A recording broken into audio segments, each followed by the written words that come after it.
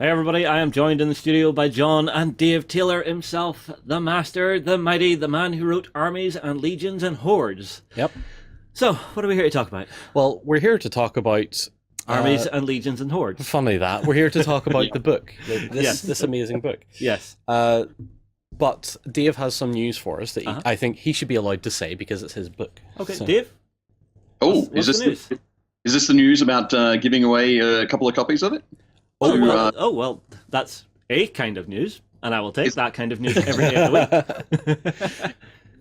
Fantastic. No, there's been lots of great support from the Beasts of War on tabletop community. So yeah, I thought I would offer up a couple of copies of Armies and Legions and Hordes to go out to somebody who randomly comments on this video, I guess. Awesome. Yep. Awesome. Is that the way we usually do it? It's sort of.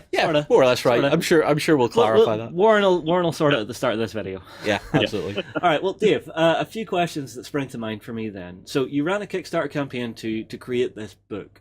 How did you find the experience of working through a Kickstarter campaign?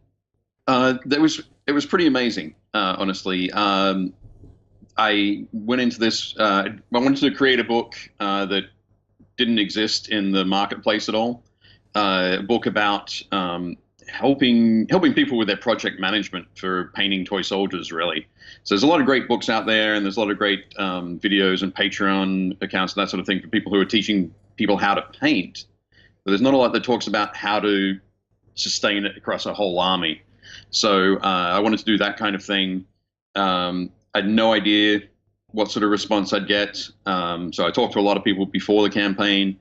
When the campaign started, things went gangbusters and all funded very quickly, and then just continued to grow over the course of the month of the campaign. So it was that classic trope of a roller coaster ride of emotions. Something you come in the morning, you go, "Wow, this is fantastic! Oh, something's gone wrong! Oh, this is fantastic again!" So it was a lot of fun, and but it really, at the end of it, I was very excited to get started on the book and get to work on it. So I got to thank all of my backers for that. Yeah. Cool. Words, John? Huh? Yeah, words. Sorry. I'm just every time I talk to Dave, I'm just a little starstruck. Right? Just shut up. You know? So the next question I want to pose then is, how was the writing and creative process? Now I know you coordinated with a lot of other people that contributed to the book.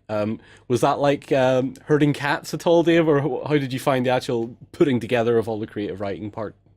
To be honest, it wasn't too tough because, as you say, I had a few other people involved. One of them was yourself. It was. Thank you very much. So it's funny that you couldn't use the words to talk, but you were able to write some wonderful inspiration. So no, I think I picked a good group of people. So it was yourself, there's a buddy of mine, Joel Moon, who wrote a piece on planning. My friend Ash Barker wrote a piece on aims. And also Mel Bowes, another mate of mine, the terrain tutor, Yes. wrote a great piece on terrain collections. So getting material from you four guys was not tough at all. The thing that I found hardest was actually the front section of the book. I've got about 50 pages that goes through talking about inspiration, aims, expectations, plan, motivation, and triumph are the things that I did. I did a bit of a tester for this a couple of years ago now. I guess 18, 20 months ago. Actually, on the Beasts of War site, I wrote an article series. So I had a lot of points sort of ready to go, but I became very worried that I wasn't stringing them together well enough. So that was the section that I wrote, I rewrote. I sat down and talked to my editor about it, and we went through ideas to make sure it did flow very well and show that while everything was interconnected, it was important to reference each piece separately as well. So for me, that was the toughest part. Everything else, all the features or if you're looking at the book as like a project management book, they're kind of case studies. Each of those case studies was a lot easier to write for me because it was 6 or 8 pages or 10 pages on a particular feature where I could focus it back to either inspiration or to motivation or that kind of thing. Yeah. Mm-hmm. Well, Dave, one thing I'm curious about is the production aspect of it, because it's great whenever you've got everything's being created, you know, all the backers are jumping in going, this looks amazing, but eventually you have to get down to brass tacks and actually create a physical product. So what was that experience like? That was it was pretty crazy, I will admit. I've been working in with print sort of products for a long time, in that I've been able to create the files that then go off to be printed. But most of those there's been somebody else that I've been working with that has handled that section of it. So because I was working with it on such an important project to me, it was very interesting. There are a few surprises. There are things that I wasn't expecting, but on the whole, I mean, the printers that I worked with in Lithuania were fantastic. I knew that they were going to create a quality product. They're the same folks who do the printing, I think, for the Flames of War books. So I know that the quality was going to be great. It was just there are a few things along the way that I sort of hadn't expected, I guess. So something like the slipcase covers, for example. I originally had a plan for how much they were going to cost. It turned out they were more expensive than I was expecting. And they took it's one of those things you can project how thick a book is going to be. The printers can do that because they print a lot of stuff. And so they plan for the size of the slipcase, because obviously the book has to slide into the slipcase. But until you have the actual book finished and bound, you can't be certain. So the slipcase printing, which I assumed would happen at the same time as the book printing, was actually occurred after the books were printed. So it slowed the ability to sort of ship out to all the backers. It was just a delay that I wasn't expecting, but yeah, I'm super happy with how the slipcases came out. And it is gorgeous. It's very definitely the book that I wanted to that I imagined holding when I first started the project. So no, when it arrived here and I seen the slipcase, I was like, oh, I didn't know that it was coming with this, but yeah, this is gorgeous. Well, I mean, like I remember you opening that box, John, and there was such a little, just. I immediately skipped to my section and read it. Yeah, well, you took a moment to find it though, because you were like, "Where am I? Where am I? Where am I? Am I here? Am I here?" I was blown away that I hadn't seen all the names that had been involved. I mean, particularly the foreword from Dan Abnett. I mean, that was a gorgeous little start to the book. That was amazing. And I felt really awkward that my name was in amongst all these big names as like Terrain Shooter and Dan Abnett and stuff, and I was sat there going, I'm not sure about this anymore. What, do you think someone's going to pick up the book and go, it's lovely stuff, but who the hell's this John Lyons guy? Who the hell's this John guy? Whatever. Can't write with us. No, it was absolutely fine. It was very cool. I've known Dan now for about 20 years since I started working on armies based on the very first Gaunt's Ghost stories. We met at a games day one year, and we've just sort of been talking very infrequently, sort of every now and again. And yeah, when I was like, okay, I'm gonna have a book where 30, 40 pages of it are going to be armies based on all of the Gaunt's Ghost stories. So I thought, I'll hit up Dan and see if he'd be interested in writing the foreword for it. And his response was, Dave, I have a policy. I don't promote Kickstarters. I don't back Kickstarters. I don't have anything to do with Kickstarters. And I was like, oh. So I thought about it. It's like, well, actually, the cool part would just be having the foreword in there. So I don't need to use it as a promotional tool. I don't need to go, hey, everybody, go and back Dave's Kickstarter.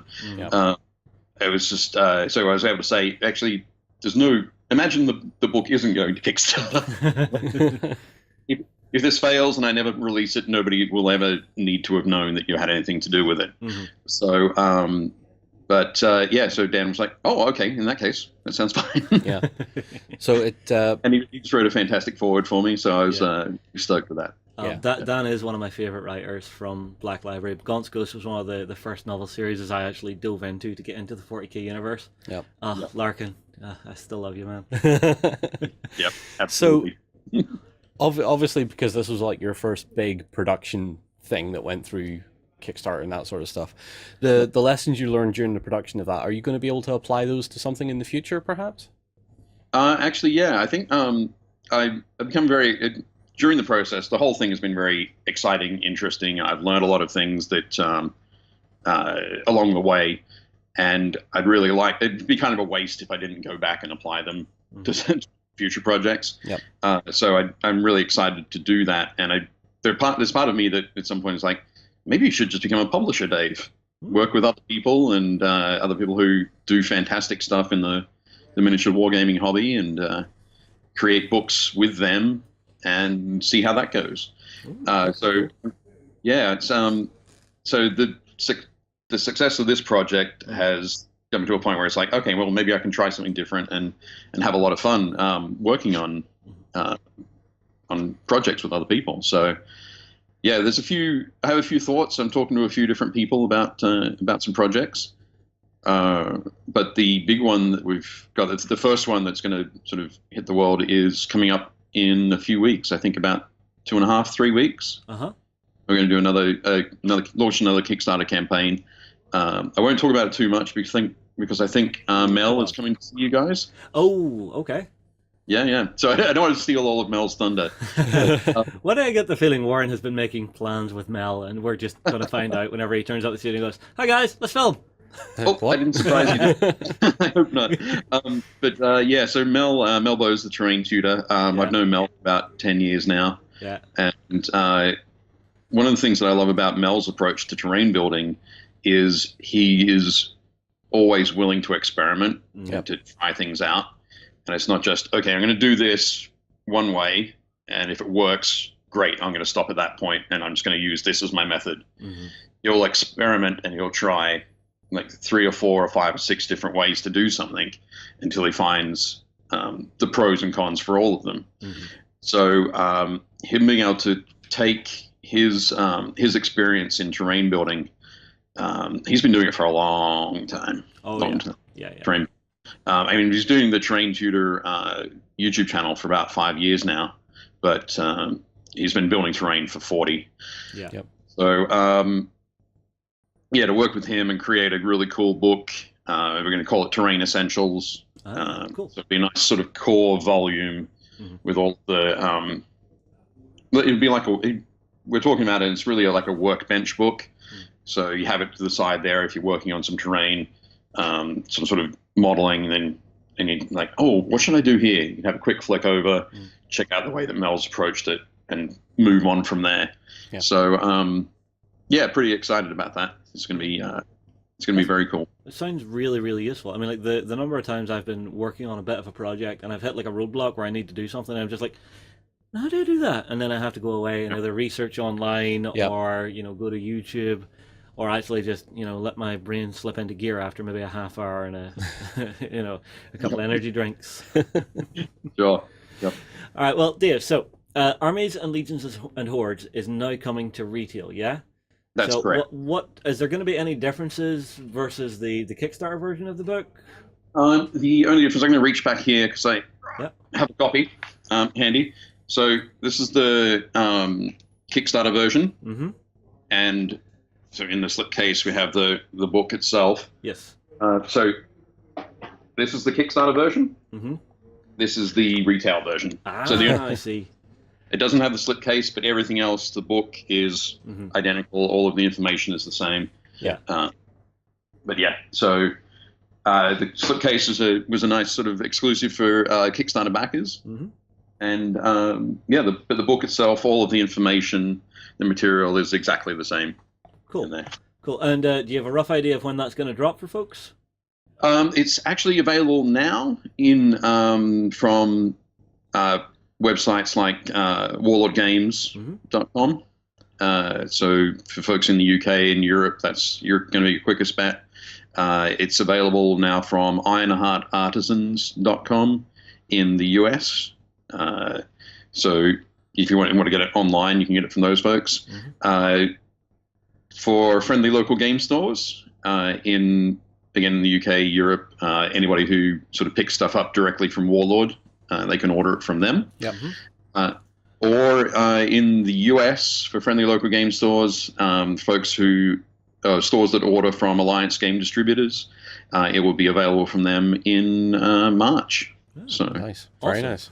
Awesome. Well, if it's on the Warlord stuff, maybe actually swing by their stand at Salute, and maybe if they're at Adepticon. Yep, at Adepticon, actually over here at Adepticon and some of the HMGS East shows, so Cold Wars, Historicon, and Fall In, it'll be at those shows with Winged Hussar Publishing. So my buddy Vince is doing those. Fantastic. Yep. Well, Dave, it's always a pleasure to have you on the show. Always a pleasure to catch up with you. Long may your publishing success continue. This as a first offering is a piece of gorgeous work. I highly recommend it to anybody out there who is like myself and has huge collections. And yeah, you get maybe a little bit of paralysis whenever you realize you've got like 4,000 points of Space Marines you now need to paint. Yep. Well, hopefully the book that can help folks get past those roadblocks, whatever they might be. There's loads of different ideas in there on how to sort of progress and get past those things that might be sort of catching you up. Yeah. All right, well, everybody, don't forget, get your comments in below for your chance to win one of 2 copies of Armies and Legions and Hordes. Myself, John, and Dave will move on. We'll see you again soon.